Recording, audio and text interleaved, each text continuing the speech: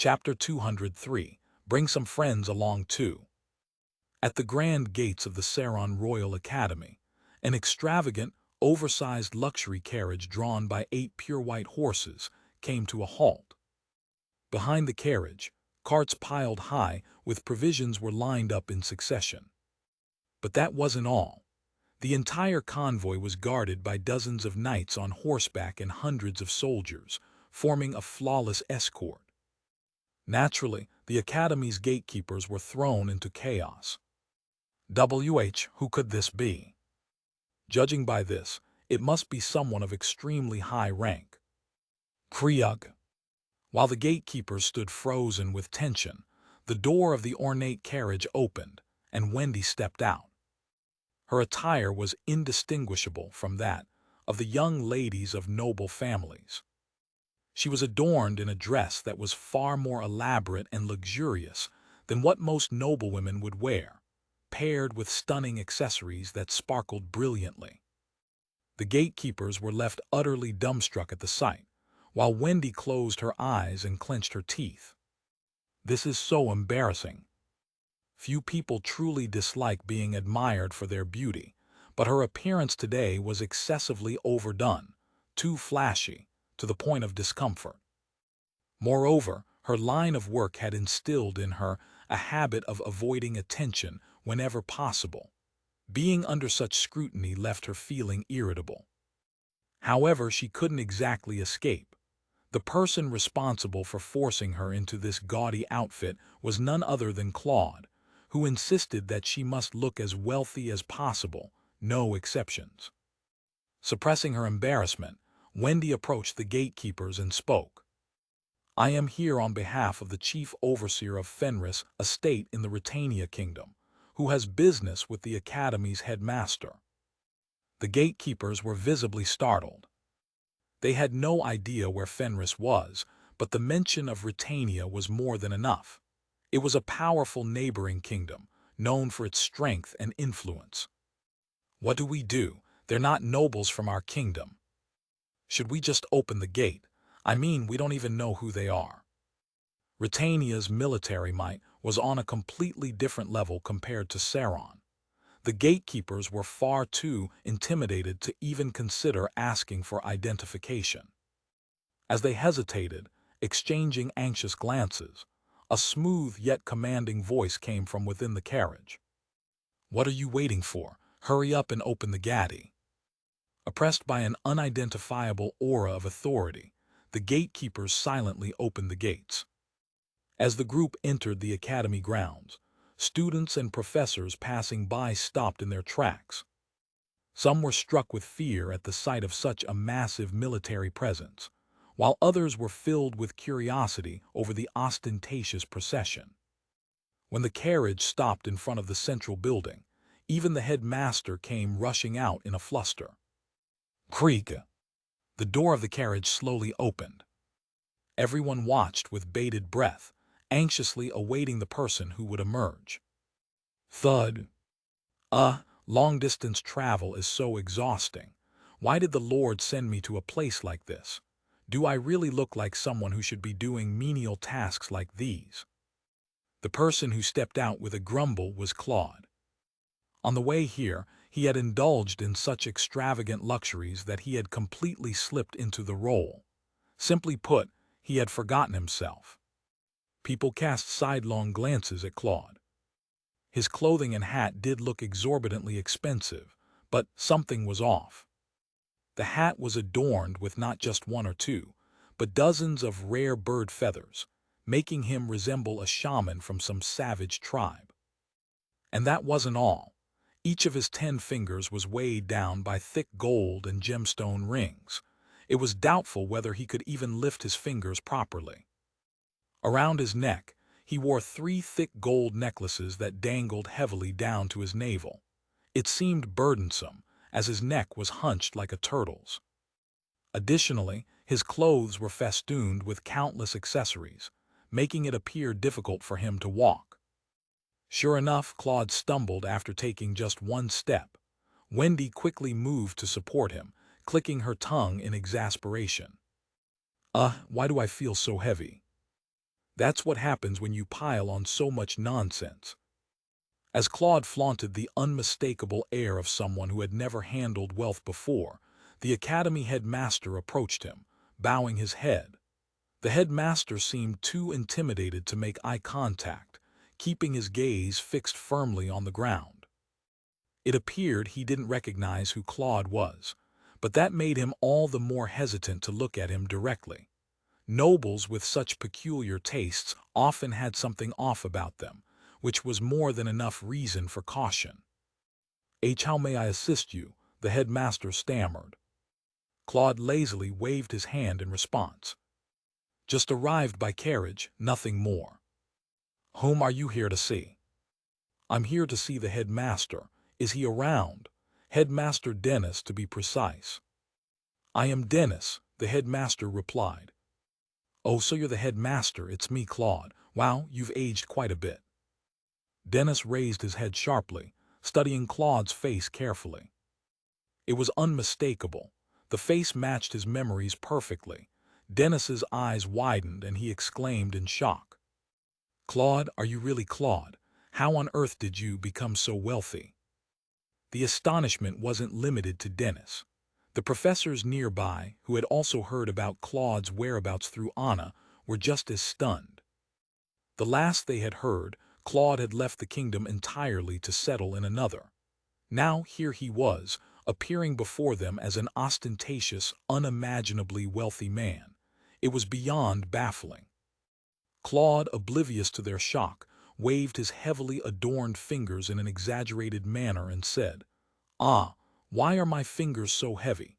Anyway, I came to ask you about a few things, headmaster, and I have a favor to ask as well." "Why, yes, of course. Let's discuss it inside." The procession had drawn too much attention. Even the students had gathered, crowding around to witness the spectacle. This wasn't the right place for a proper conversation. However, Claude didn't move to go inside immediately. Instead, he spoke again. "I heard the kingdom of Saron is also suffering from a severe drought. Is everyone managing to eat well these days?" You must already know how things are. The kingdom is overflowing with poor people everywhere. We're barely scraping by ourselves." The Royal Academy was established to nurture talented commoners into future leaders, and as such, it typically received ample funding from the royal family and the nobility. If even such a place was struggling to provide proper meals, the situation was dire, far worse than one might expect. Claude nodded a few times before turning around and speaking. "Jillian, distribute a heap of food here, generously. What are you waiting for? Get moving already." Jillian, who had been standing behind him, twitched his lips. Though he went along with this as it was necessary, the sight was becoming increasingly unbearable. Even so, success this time would undoubtedly help Ghislaine, so there was no room for error. Jillian gritted his teeth and ordered the soldiers to unload the food. Dennis watched this and cautiously asked, "Are you seriously giving all that food to this place?" "It's a donation. A donation. You know you study better on a full stomach, right? Make sure to distribute it generously to the surrounding areas too. You really have become incredibly wealthy." "Wow!" the gathered crowd exclaimed in awe at Claude's words. Before anyone realized it, a mountain of food had been unloaded by the soldiers beside the wagons. By current market standards, it was enough to buy the entire academy. To declare all of that as a donation, it was a decision far beyond the norm. Claude waved at the people with a self-satisfied smirk, which only made the cheers grow louder. Scanning the crowd quickly, he wore a slightly disappointed expression. "Anna not here, huh? Is she absent today?"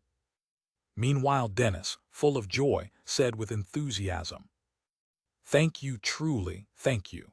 But you didn't have to go to the trouble of unloading it yourself. Just leaving it in the wagons would have been enough. We could have handled it from there. Giving us this food is already more than enough of a blessing." In Dennis's estimation, with the sheer volume of food Claude had provided, the wagons were a trivial matter. They were expendable, replaceable 1,000 times over. However, Claude, his face darkening slightly, replied, "No, I need to take the wagons back." In Fenris, wagons like these were far more valuable than food. Food was so plentiful that even stray dogs would turn their noses up at the less palatable scraps. A wagon with an important story behind it, I suppose. Yes, there's quite a story indeed. Come in then, let's go inside and talk comfortably. Dennis grabbed Claude by the hand and led him inside. To be honest, if Claude had appeared under ordinary circumstances, he wouldn't have been welcomed like this. After all, he was practically exiled from the kingdom, being implicated in the death of his mentor. However, his overwhelming display of wealth and the distribution of food had left people hesitant to treat him poorly. Though it was somewhat excessive to the point of being ostentatious, Claude's strategy had worked perfectly. Once they moved to the reception room, Dennis got straight to the point and asked, "So what do you want to inquire about or request? Have you come to see Anna?" "No, well, not exactly. I mean, I wouldn't mind seeing her for a bit, but that's not the main reason I'm here." Claude stammered at Dennis's direct question. Caught off guard, Dennis pressed further. "Then what is it? Speak freely." After taking a moment to gather his thoughts, Claude responded, "I'd like to obtain a list of the students my mentor taught. That includes my peers who studied alongside me." "A list of them?" "Yes, and I'd also like you to gather some of the students who are about to graduate." "Students, why?" Claude grinned with a strangely sly expression. "Well, I'm looking to recruit some people for my estate." Dennis couldn't help but feel uneasy at Claude's demeanor, but found no reason to refuse. Claude had donated an astonishing amount, leaving Dennis with no grounds to reject his request. In fact, if a successful figure like Claude took in some students, it would be a blessing. In these difficult times, there weren't many opportunities for the Academy's graduates. People were struggling to the point of cutting back on their existing staff, so hiring new personnel was out of the question for most. A few days later, at Dennis's instruction, banners and posters were put up all over the Academy. Recruitment of new administrators for the Fenris estate. An informational session on employment will be held today. All students nearing graduation are strongly encouraged to attend. The sight of the notices caused groups of students to gather and murmur among themselves. "Retania Kingdom, isn't that a powerful nation? They say they're recruiting for a grand estate.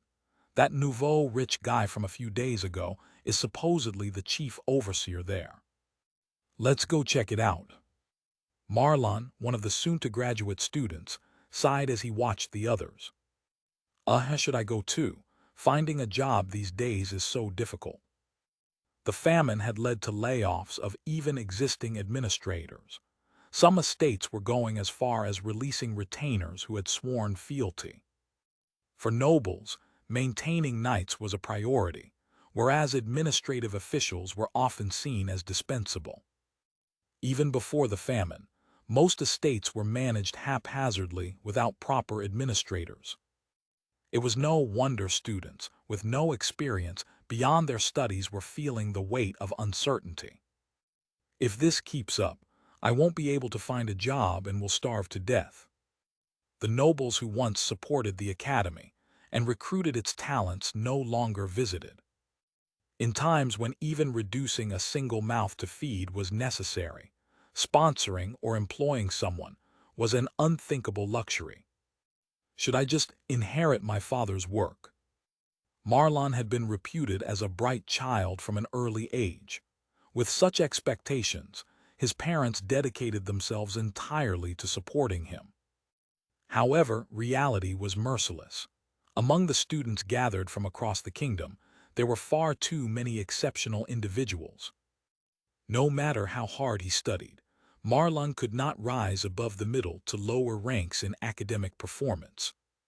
Thinking about his parents, who had suffered all their lives to support him, left Marlon feeling downcast. Still, I should at least listen to what they have to say. You never know. Although the prospect of another kingdom didn't particularly appeal to him, he wasn't in a position to be picky.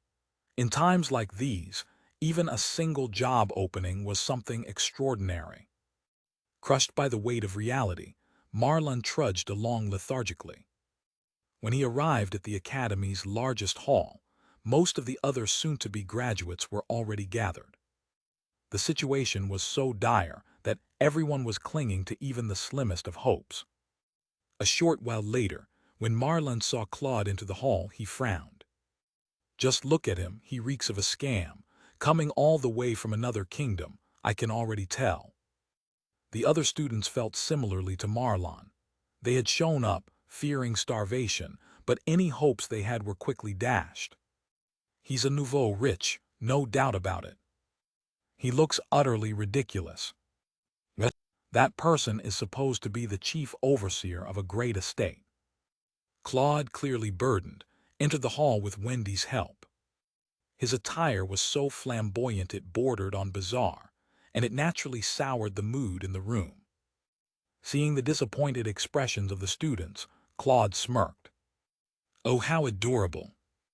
Perhaps it was their youth, but they didn't seem to recognize just how valuable the items he wore were.